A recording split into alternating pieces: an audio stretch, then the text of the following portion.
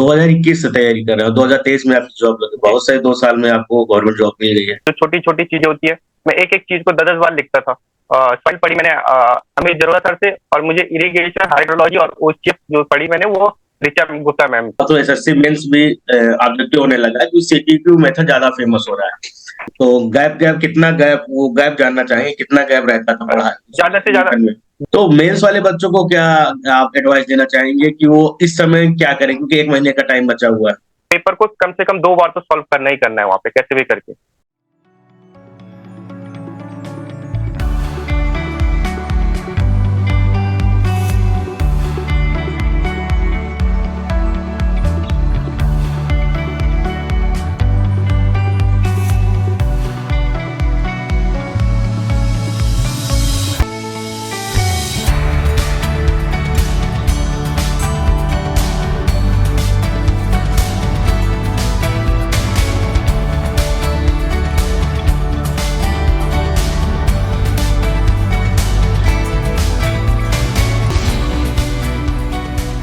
आप लोगों के लिए ऑफर स्टार्ट हो चुके हैं, दिवाली का bumper offer hashtag Diwali wish PW बहुत सारे ऑफर्स आपके लिए लेकर आ रहा है। जितने भी बच्चे जेईई एग्जाम की तैयारी कर रहे हैं, जैसे कि अभी उसमें अशोका बैच 2024 बैच भी चल रहा है, प्लस खजाना, वो आपको 2510 रुपये में अवेलेबल मिल जाएगा। एसएससी जेई सीबीटी 2 का ऑल ब्रांचेज का 399 रुपये में मिल रहा है, प्लस एसएससी जेई मेंस की टेस्ट सीरीज फ्री मिल रही है। महाराष्ट्र के महाजटकों की वैकेंसी है, उसका बैच आपको 599 में मिल जाएगा। एई का छत्तीसगढ़ का आपको 499 में मिल जाएगा। जेई का बैच, एई का बैच आपको 599 में मिलने वाला है। SSC JE 2024 foundation batch plus खजाना आपको 2010 रुपये में मिल रहा है। तो अगर आप कर रहे हैं जेई एई पीएसयू एग्जाम की तैयारी और बनना चाहते हैं एई या जेई, तो तुरंत आप पीडब्ल्यू का एप्लीकेशन इंस्टॉल कर लीजिए। इसमें बहुत सारे ऑफर आ रहे हैं इस समय, एसएससी जेई के बहुत सारे ऑफर चल रहे हैं, आरआरबी जेई जितने भी जेई के एग्जाम्स हैं। इसके अलावा न्यू पैटर्न पर सिलेबस है, लेक्चर्स आपको हिंदी और इंग्लिश दोनों लैंग्वेज में प्रोवाइड किए जाएंगे। क्लास नोट्स है, डेली प्रैक्टिस पेपर है, और डेली प्रैक्टिस पेपर का सोल्यूशन हो गया। चैप्टर वाइज नोट्स भी प्रोवाइड किए जाएंगे। लाइव लेक्चर रहेंगे इंडिया के टॉप फैकल्टीज़ के द्वारा, और वीकली टेस्ट होता है, सब्जेक्ट वाइज टेस्ट हो रहा है, मॉक टेस्ट भी चलते रहते हैं, एक्स्ट्रा क्लासेस भी प्रोवाइड होते रहते हैं। तो वहाँ सब कुछ मिल रहा है। साथ ही साथ एक ऑफर गुप्ता जी की तरफ से भी है, अगर आप हमारा कोड यूज करते हैं EG250, तो आपको 250 रुपये का एक्स्ट्रा डिस्काउंट भी अवेलेबल मिलता है। तो तुरंत जाइए, इंस्टॉल करिए और दिवाली का महा बम्पर ऑफर लीजिए विथ हाईएस्ट डिस्काउंट के साथ। Hi guys, welcome to my YouTube channel Nino Gupta official YouTube channel पे आप सभी का स्वागत है। आज हमारे साथ मौजूद हैं उत्तराखंड की वादियों से, चमोली जिले से मिस्टर नीरज जी, जिनका हाल ही में सिलेक्शन टीएसडीसी के एग्जाम में हुआ है, जिसका अभी रिजल्ट एग्जाम एनएसपीसी ने करवाया था। तो उनमें इनका सिलेक्शन हो चुका है, स्टेट की जॉब मिल गई है। तो बहुत बहुत बधाई हो नीरज जी आपको। Thank you sir. और सबसे पहले इंटरव्यू स्टार्ट करने से पहले हम थोड़ा सा आपके बारे में जानना चाहेंगे, और आपकी थोड़ी सी जो पढ़ाई हुई है, क्वालिफिकेशन हुई है, उसके बारे में थोड़ा सा इंट्रोडक्शन जानना चाहेंगे। सर मेरा नाम नीरज है, और जो मेरी डिप्लोमा 10th तक की है, जो मेरी क्वालिफिकेशन दिल्ली में हुई है। मेरी डिप्लोमा जो है गवर्नमेंट कॉलेज से हुई है दिल्ली से, और जो मेरी बीटेक है वो देहरादून से हुई है। कब पास आउट किया आपने डिप्लोमा और डिग्री? डिप्लोमा मेरे 2014 में पास आउट है, और मेरी बीटेक 2018 में पास आउट है। तो इसमें 4 साल का गैप है बीटेक का। सेकंड ईयर में एडमिशन नहीं लिए थे क्या आप? सेकेंड ईयर में एडमिशन लिया था सर, मैं अपने फैमिली बिजनेस के लिए, तो मैं थोड़ा छोड़ दिया था मैंने। अच्छा। फिर मैंने दोबारा अपनी पढ़ाई को स्टार्ट किया फिर। तो कब से तैयारी कर रहे हैं आप? मैं 2021 से तैयारी कर रहा 2021 से तैयारी कर रहे हो, 2023 में आपकी जॉब लगी, हूँ जी। बहुत सही 2 साल में आपको गवर्नमेंट जॉब मिल गई है। बहुत मेहनत की आपने। तो हम जानना चाहेंगे, ये शुरुआत आपने कब की, कैसे की और कहाँ से? जब सर लॉकडाउन के बाद जब बिजनेस में थोड़ी प्रॉब्लम हुई, तो उसके बाद फिर यही मेरे पास एक मौका था कि कुछ तो करना ही है, तो फिर मैं गवर्नमेंट जॉब की तरफ आ गया। तो गवर्नमेंट जॉब की तरफ आया तो सबसे पहले मुझे पता ही नहीं था कि किसकी चीज़ की तैयारी करनी चाहिए, तो सबसे पहले मैंने एसएससी को ही टारगेट किया, बाकी और किसी भी एग्जाम को टारगेट नहीं किया मैंने। उससे पहले मैं कभी कभी नॉन टेक दे देता था, कोई पेपर अगर मन किया तो। फिर मैंने सब कुछ पेपर देना बंद कर दिया था, फिर मैं अपने एसएससी की तैयारी में लग गया। तो फिर मैं रीजनिंग वीजनिंग पढ़ने लग गया अपना जो भी है, और सिविल की जो मैंने तैयारी करी वो मैंने गेट अकेडमी से करी है, अच्छे से सारा कुछ वहाँ से फिर जब मेरा सिलेबस कंप्लीट हुआ तो फिर मैंने यूथ की एई वाली बुक उठाई, तो वहां से मैंने कोशिश लगाना स्टार्ट किया। जो भी न्यूमेरिकल है सबसे ज्यादा मैंने अपने न्यूमेरिकल पे फोकस किया, क्योंकि उस टाइम ऐसा वो पैटर्न बना हुआ था कि टीसीएस में जो न्यूमेरिकल बहुत ज्यादा आने लग गए, तो मैंने सबसे ज्यादा टारगेट उस पर किया, न्यूमेरिकल पे। तो फिर जब मेरा एसएससी का जब पहली बार 2022 वाला प्री निकला, तो फिर मैं मेंस की जब मैंने पहली बार तैयारी करी सब्जेक्टिव वाले की, तो फिर मैंने वहां से अपनी सारी थ्योरी कंप्लीट करी। तो जो छोटी छोटी चीजें होती है, मैं एक एक चीज को 10-10 बार लिखता था। जब याद नहीं होते थे तो मैं 10-10 बार लिख के देखता था। आरसीसी के जितने भी न्यूमेरिकल फॉर्मूले थे सबको 10-10 बार लिखा, सब फॉर्मूले याद किए। उसके बाद मैंने ऐसे करके अपनी तैयारी स्टार्ट की। तो जब मैंने न्यूमेरिकल मेरी पहले से यूथ की से सारा सही कर लिया था मैंने, फिर जो मेरी थ्योरी में प्रॉब्लम थी वो मैंने जब मेंस की तैयारी करी उस टाइम मैंने सारा कुछ कंप्लीट कर लिया उसमें। बट आपका जो कोर्स चला बाकी जो है भी वो कितने मंथ तक आपने कोचिंग की थी आपने? कोचिंग सर मैंने मुश्किल से 6-7 महीने तक करी। मैंने सारे सब्जेक्ट नहीं पढ़े, मैंने कुछ सब्जेक्ट पढ़े, जैसे मैंने सर्वे पढ़ा अपूर्व सर से, मैंने आरसीसी और सॉइल पढ़ी मैंने अमित जरोला सर से, और मुझे इरिगेशन हाइड्रोलॉजी और ओसीएफ जो पढ़ी मैंने वो ऋचा गुप्ता मैम से। बाकी जो भी सब्जेक्ट थे जैसे तुम था, तो उसके लिए मैंने टाइम वेस्ट करके मैंने सोचा कि यूथ ए की बुक लगा दूं, यूथ ए की बुक ज्यादा लगाने प्रेफर करूंगा। तो मैंने यूथ ए लगा। स्टील के लिए मेरे को बहुत टाइम लग जाता अगर मैं पढ़ जाता, तो मैंने यूथ के लिए स्टील के अपने स्टार्टिंग के 5 चैप्टर को वो करा, कंपाइल किया, और उसको मैंने ए वाली बुक से स्टार्ट कर दिया करना। जितनी भी गलतियां होती थी ए वाली बुक से मैं थ्योरी भी पढ़ लेता था और अपने ज्यादातर ध्यान में न्यूमेरिकल पे देता था। बाकी जितनी भी जो भी सब्जेक्ट छूट गए थे मेरे, जो मैंने कोचिंग में नहीं करी, वो मैंने सब यूथ ए की बुक से लगाना स्टार्ट किया। यूथ ए बुक को मैंने 3 से 4 बार लगाया। फिर उसके बाद मैंने जो यूथ की 5 वॉल्यूम वाली बुक आती है जेई वाली, फिर मैं उन पे गया, फिर मैंने उनको भी करना स्टार्ट किया। फिर उनको भी एनएचपीसी टीएचडीसी के एग्जाम से पहले मैंने उनको 2 बार लगा लिया था। चलिए, आपने फिर जो मैंने यहाँ से अपना सारा कुछ कंप्लीट किया। पढ़ाई का मेथड यूज किया कि ऑब्जेक्टिव क्वेश्चन से आपने थ्योरी क्लियर करी। इस मेथड को सीटीक्यू बोलते हैं, जो भी स्टूडेंट दे रहे हैं, कॉन्सेप्ट थ्रू क्वेश्चन। सीटीक्यू आजकल ज्यादा फेमस है क्योंकि आप आजकल सारे एग्जाम्स, तो एसएससी मेंस भी ऑब्जेक्टिव होने लगा है, तो सीटीक्यू मेथड ज्यादा फेमस हो रहा है। नोट्स बनाते समय किन किन बातों का ध्यान रखना आपने? नोट्स बनाते समय सबसे पहले ध्यान रखा कि जो भी नोट्स बने शॉर्ट बने, ज्यादा लंबे ना बने, ताकि पढ़ते समय लास्ट में आसानी हो। और मैंने नोट्स दोनों तरह से बनाए, इंग्लिश में भी और हिंदी में भी, ताकि ज्यादा ही इंग्लिश में ना हो जाए। तो मैंने बीच बीच में हिंदी वर्ड भी डालता रहा ताकि मुझे खुद को लास्ट में समझने में आसानी हो। और शॉर्ट शॉर्ट नोट्स बना लेता था मैं, जैसे मैं कभी भी थ्योरी की शॉर्ट नोट्स नहीं बनाई। जो भी फॉर्मूला जो भी दिखता था कि इससे क्वेश्चन बन सकता, उनको मैं एक अलग से पेज में लिख के वहीं पे जहाँ पे उसके बारे में लिखा हुआ है उसी पे स्टेपल करके छोड़ देता था। सही है। पढ़ाई का शेड्यूल क्या रहा आपका, कोचिंग के दौरान और कोचिंग के बाद? पढ़ाई कोचिंग के टाइम पे तो मेरे को शेड्यूल का थोड़ा प्रॉब्लम होता था, बट कोचिंग जब मैंने कंप्लीट कर ली थी उसके बाद मैंने सुबह जैसे 8 बजे से 10 बजे तक पढ़ता था, फिर दिन में 1 से 4 पढ़ता था, फिर रात को 7 से 11 पढ़ता था। बीच में खेलना कूदना सब रेडी रहता था, घूमना फिरना सब रखता था। ये लगभग 8 से 9 घंटे डेली आप पढ़ाई कर रहे थे। हम्म। जो भी बच्चे प्रेशर में देख नहीं रहे आता हैं, था, मैं बिल्कुल मस्त रहता था। चलिए, मस्त होके ही पढ़ाई की जा सकती है। घूमना फिरना टेंस होकर जरूरी। पढ़ाई नहीं हो पाएगी। किसी भी एग्जाम में एक ग्रेड टेंस नहीं होना है। सबसे पहले आपको रिलैक्स होकर, तो 8 से 9 घंटा सर डेली पढ़ रहे थे, इन चीजों का ध्यान रखिएगा आप लोग। और सर, प्रैक्टिस के लिए जैसे आप ऑफलाइन आपने किताबों से प्रैक्टिस की, तो एग्जाम से पहले के टेस्ट सीरीज वगैरह क्या कितना महत्व रखता है तैयारी के समय? जी सर। टेस्ट सीरीज का कितना अहम रोल होता है तैयारी के समय? टेस्ट सीरीज का बहुत रोल होता है सर। टेस्ट सीरीज में सबसे पहले मैंने एक ही टेस्ट लगाई जो टेक्स्ट बुक से आती है, उसे लगाई। जैसे जहाँ पे नंबर कम होते थे, जो भी मेरा प्रॉब्लम होता था, जहाँ भी क्वेश्चन छूट गए, तो उनको मैं एक कॉपी में अलग से लिखता था। जो भी क्वेश्चन गलत होते थे, जो भी छोड़ देता था, उनको अलग से लिखता था। थ्योरी अलग से लिखता था, न्यूमेरिकल वाली कॉपी अलग बनाई थी। तो जहाँ पे भी मेरे को डाउट होता था मैं उनको लिख के लास्ट में जब पूरा टेस्ट लिख लेता था अपना, जो भी छूट गए, फिर उनको मैं 2 से 3 दिन तक गैप गैप में पढ़ता रहता था।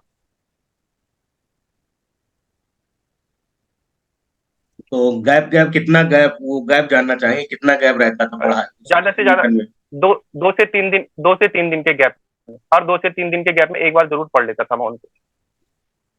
तो रेनो, टेस्ट हफ्ते में सिर्फ ज्यादा नहीं देता था, टेस्ट टेस्ट देता था मैं 2 से 3 टेस्ट, हर 2 दिन का 3 दिन का गैप रहता था टेस्ट में।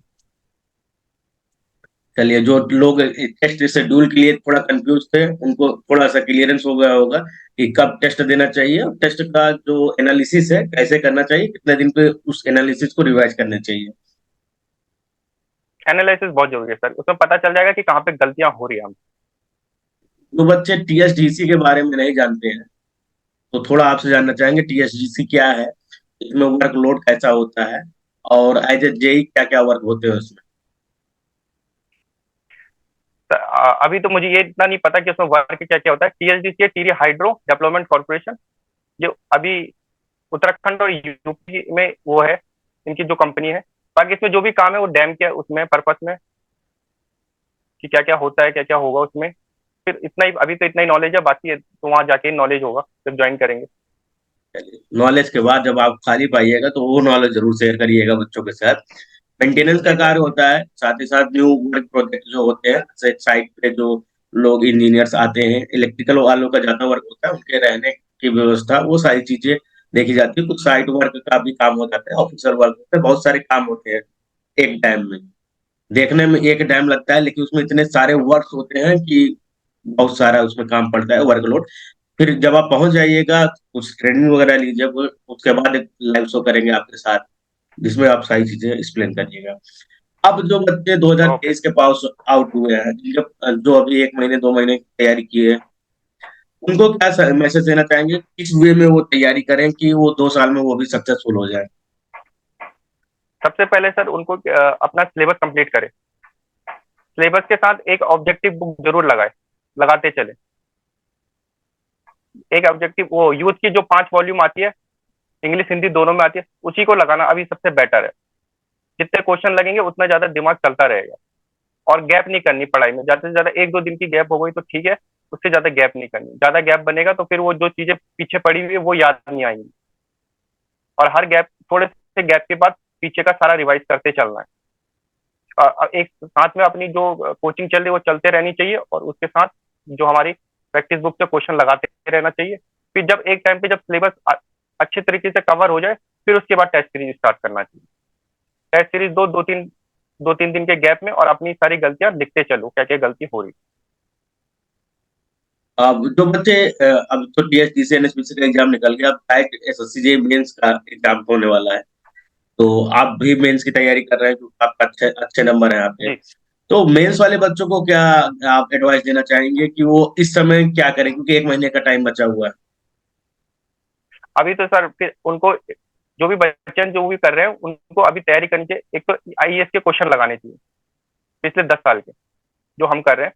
आईएएस के क्वेश्चन 1 साल के लगा, 10 साल के लगा रहे हैं, और जो भी गेट का एक एक नंबर का क्वेश्चन है, जितने भी न्यूमेरिकल है वो लगा रहे हैं, क्योंकि कैलकुलेटर अलाउड है। तो हो सक 80% चांस है उसमें कि न्यूमेरिकल सबसे ज्यादा होंगे। और थ्योरी के लिए जो भी है, अपनी जो भी सब्जेक्टिव बुक है उसमें थोड़ी बहुत थ्योरी पढ़ लो। बाकी जो भी कुछ है वो न्यूमेरिकल जो भी है आईएएस मास्टर और उसके वहां से लगा लो, गेट की बुक से लगा लो आराम एसएससी का अगर वेटेज देखा जाए पिछले एग्जाम्स का एनालिसिस करके, तो किस सब्जेक्ट का वेटेज ज्यादा होगा अगर हम टॉप 3 सब्जेक्ट का नाम लेना चाहें तो। से। तो सबसे ज्यादा सर आरसीसी है, और हमारी सॉइल भी क्वेश्चन बहुत ज्यादा आते हैं, इन्वायरमेंटल सबसे ज्यादा आते हैं, बीएमसी पे सबसे ज्यादा ध्यान देना। ये 4 सब्जेक्ट है जिनको सबसे ज्यादा ध्यान देके चलना अगर है। ये हम हर आजकल ये सारे एग्जामों के पैटर्न बने हुए हैं। ये जो 4-5 सब्जेक्ट है इनके हमेशा सबसे ज्यादा क्वेश्चन इन्हीं के दिखेंगे। एक सजेशन आपसे लेना चाहेंगे कि जो एसएससी जे मेंस का पेपर है, अब ज्यादा बेटर है या पहले ज्यादा बेटर था। मेरे मन से सर, मेरे पॉइंट ऑफ व्यू से मैं देखूं तो पहले ज्यादा बेटर था सब्जेक्ट, क्योंकि उसमें क्या होता था कि हम जब सब्जेक्ट में थ्योरी के अंदर घुसते थे अच्छे से पढ़ने, तो हम और भी ज्यादा एग्जामों के लिए अपने आप को रेडी कर सकते थे। क्योंकि जो मैंने अपने आप को रेडी किया था मेंस के लिए 2022 के लिए, तो मैंने वहां से बहुत कुछ सीखा। क्योंकि हम बच्चों में, हमारे में प्रॉब्लम होती है कि हम लोग थ्योरी को ज्यादा ना पढ़ के हम न्यूमेरिकल पे ज्यादा ध्यान देते हैं। हम फॉर्मूले पढ़ते हैं, पर कई बार पेपर ऐसे आते हैं जहाँ पे थ्योरी ही थ्योरी भरी रहती है। तो वो थ्योरी के लिए हमारे लिए वही सब्जेक्ट ही बेस्ट था। क्योंकि उसमें हम सारी थ्योरी कवर कर लेते थे, 1 से 10, 2-2, 3-3 बार लिख-लिख के, तो हमारे माइंड में चलती रहती थी वो थ्योरी। तो इस बार तो कैलकुलेटर भी अलाउ हुआ है, तो कितना इम्पैक्ट पड़ेगा क्वेश्चंस पर आपके अकॉर्डिंग कि हाँ ज्यादा न्यूमेरिकल पूछे जाएंगे या थ्योरी ज्यादा पूछा जाएगा? मेरे पॉइंट ऑफ व्यू से तो मेरे को ये है कि जो भी पूछा जाएगा वो न्यूमेरिकल ही ज्यादा पूछा जाएगा। तो अभी इसलिए अभी 1 महीना बचा हुआ है, बेस्ट यही रहेगा कि थ्योरी भी हल्की हल्की पढ़ते रहे, थ्योरी को भी नहीं छोड़ना, क्योंकि ऐसा हो सकता है कि 20% तो थ्योरी आनी आनी है, तो वो थ्योरी भी कंप्लीट करनी पड़ेगी। न्यूमेरिकल के लिए तो वो IST और GIT जो क्वेश्चन है 1 नंबर वाले, वो उनको अच्छे से करना है, चाहे 1 से 10 बार करो, पर करना है, क्योंकि क्वेश्चन आएंगे वैसे ही, थोड़े नंबर चेंज हो सकते हैं, थोड़ा चेंज हो सकता है।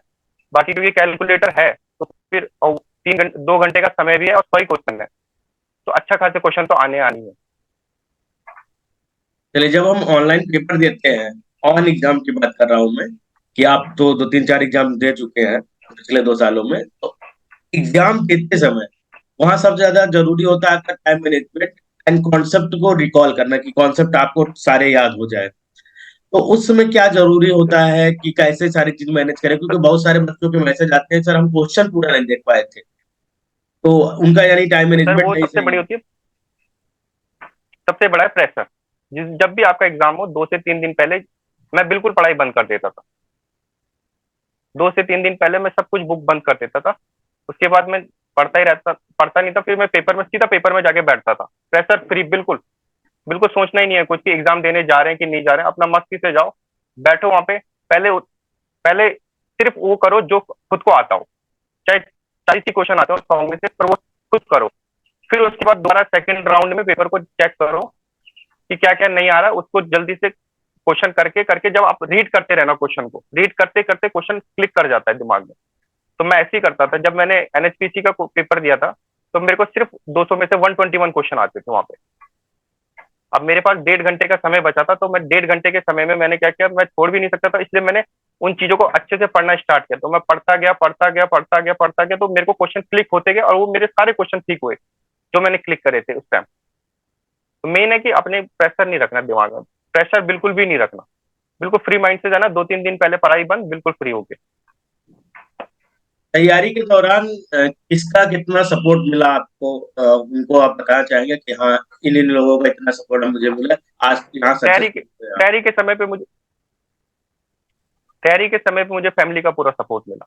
मेरे मदर फादर, मेरे भाई, मेरे सिस्टर, सबने मेरे को पूरा सपोर्ट दिया कि तू पढ़ाई कर आराम से, कोई टेंशन की बात नहीं। तो मैंने आराम से 2021 जून के बाद अपनी जो भी पढ़ाई थी मैंने सबसे पहले स्टार्ट करी। मैं आप ही के वीडियो देखता था पहले से ही। फिर उसके बाद मैं आपसे भी जुड़ा व्हाट्सएप के थ्रू, तो फिर मैं आप ही से मैंने वो यूथ AE की बुक के बारे में सबसे पहले जाना मैंने। मुझे तो इतना पता भी नहीं था बुक भी है मार्केट में। तो मैं ये खुरमी गुप्ता गुप्ता किसी भी बुक पे नहीं गया, मैंने ना आज तक भी ये बुकें नहीं पढ़ी मैंने जिंदगी में। मैं सीधा पहली जो मेरी बुक थी वो यूथ AE की बुक थी मेरी, जो मुझे बताया गया कि आपके थ्रू ही पता चला मुझे यूथ AE की बुक आई है मार्केट में। मैं गया मार्केट से उठा के लाया और मैंने उसको पढ़ना अच्छे से स्टार्ट किया, और उसके बाद मैंने खुद भी पढ़ा और मैंने अपने आगे दोस्तों को भी रेफर किया उसी बुक को। अब वो भी आज के टाइम पे कहीं ना कहीं वो जेई बने पड़े गवर्नमेंट। और वो सबके वही बुक से स्टार्ट किया, हम 4-5 लड़कों ने सबने वहीं से स्टार्ट किया, यूथ AE की बुक से। तो चलिए, बेस्ट रोल जो हमारा स्टार्ट हुआ था वो यूथ AE से ही हुआ था। आपके बहुत सारे बैचमेट और आपके जूनियर्स इस समय यूपीपीएससी जेई की तैयारी कर रहे हैं, तो वहां पे वैकेंसी जेई ड्राफ्ट की आती रहती है, जी जी। उसकी तैयारी कर रहे हैं। उनको क्या मैसेज देना चाहेंगे कि आप किस प्रकार से लगे रहना है आपको, स्पेशली उत्तराखंड के स्टूडेंट के लिए? उत्तराखंड के बच्चों के लिए इतना ही बोलना चाहूंगा कि भाई जो भी है, अगर आपके पास गुप्ता गुप्ता है तो आप उसको भी पढ़िए, और यूथ की जो AE वाली बुक है उसको भी पढ़िए। आपके 60 से 50 to 60% क्वेश्चन यूथ AE से ही आपको दिखेंगे सारे के सारे। जो मैंने इससे पहले पेपर जो कैंसिल हुआ था एग्जाम, उसमें जो मैंने उसको कंसीडर किया, मैंने देखा कि जो 60 to 70 क्वेश्चन है वो यूथ की AE की बुक में से ही थे। उनको बोलूंगा पढ़ते रहो, बुक को पढ़ते रहना पढ़ते रहना पढ़ते रहना, 2-3 दिन के गैप में पढ़ते रहना। और बहुत यूथ AE बुक ऐसी बुक है जो बहुत जल्दी भी वो हो जाती है, याद भी हो जाती है और बहुत जल्दी खत्म भी हो जाती है। अगर कोई बच्चा 1 महीने, अभी बच्चे 1 महीने की उसमें तैयारी कर रहा था, वो यूथ AE वाली बुक को प्रेफर करे सबसे ज्यादा।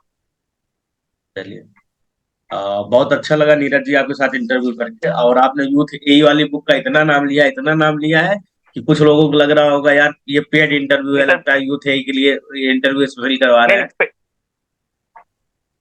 पेड नहीं है सर कुछ भी, क्योंकि जो मैंने अपने आप से अपने साथ किया मैंने वही बताया, क्योंकि मैंने यूथ ए ही पहली बुक थी जो मैंने खरीदी, और उन्हीं 2 बुकों को मैंने सबसे अच्छे से पढ़ा। मैं बाद यूथ यूथ की जो 5 वॉल्यूम वाली बुक आती है उसमें मैं बाद में आया, वो अभी आया, मैं एनएचपीसी से कुछ 1-2 महीने पहले के उसमें खरीद के लाया था मैं, उनको भी मैंने अच्छे से पढ़ा। बाकी मैंने यूथ ए को तो मैंने बहुत अच्छे से पढ़ा हुआ है। आप हमारी वीडियो कितने साल से देख रहे हैं? मैं आपसे 2021 से ही जुड़ा था। अच्छा, जब आपने तैयारी शुरू की तभी से? सबसे पहले मैं हाँ, सबसे पहले मैं टेलीग्राम के थ्रू जुड़ा था आपसे। चलिए, अब आज की वीडियो से आपके जूनियर्स और जो नए आने वाले बच्चे हैं वो बहुत सारी चीजें ग्रहण करेंगे, जो आपका पढ़ने का तरीका है, जो आपके टेस्ट लगाने का शेड्यूल है, ये या टेस्ट के एनालिसिस का रिवीजन का शेड्यूल है, और भी बहुत सारी चीजें हैं जो बच्चे पॉइंट नोटिस करेंगे। तो जितने भी स्टूडेंट देख रहे हैं वो थोड़ा कमेंट करके बताइएगा कि नीरज जी की कौन सी टिप्स आपको ज्यादा अच्छी लगी है। आप लोग बताते हैं तो हमें भी अच्छा लगता है, साथ ही साथ जो हमारे गेस्ट तो सर, आते हैं जो आप लोगों को जो भी मोटिवेट करने के लिए, उन्हें भी ज्यादा अच्छा लगता है। जो भी स्टूडेंट है सर, मैं उनसे यही बोलना चाहूंगा कि जब भी पेपर हो, फ्री रहो माइंड से, सोचना ही नहीं है कुछ। सिर्फ ये इतना सोचना कि हमें कुछ नहीं आता। पेपर देने से पहले जब जाओगे एग्जाम सेंटर के अंदर, उससे ये सोचना कि हमें कुछ नहीं आता। सीधा जाके एग्जाम में बैठो और पहले वो करो जो खुद आता हो, जो जिसमें बिल्कुल श्योर हो कि ये बिल्कुल ठीक है। जैसे ही वो ठीक होगा, जब टाइम बचेगा तो पेपर को कम से कम 2 बार तो सॉल्व करना ही करना है वहां पे, कैसे भी करके। जब दूसरी बार आप सॉल्व करने जाओगे, आपके आंसर खुद ब खुद क्लिक होंगे। अगर आपने अच्छे से पढ़ा होगा तो खुद ब खुद क्लिक होते चले जाएंगे। बहुत अच्छा इंटरव्यू लगा नीरज जी आपके साथ करके। आज के लिए बस इतना ही। आप लोग देखते रहिए चैनल, नए हो तो थैंक तुरंत सब्सक्राइब कर लीजिएगा। कमेंट करके बताइएगा इस इंटरव्यू का कौन सा पार्ट आप लोगों को बेहतरीन लगा। और कोई क्वेश्चन होगा, कोई सजेशन होगा, कोई इंक्वायरी होगी तो आप कमेंट बॉक्स में कमेंट कर सकते हैं। हम और नीरज जी दोनों लोग मौजूद रहेंगे हमेशा इस वीडियो में, और आपको उस पर्टिकुलर क्वेश्चन का जवाब भी देते रहेंगे। Thank you Neeraj ji.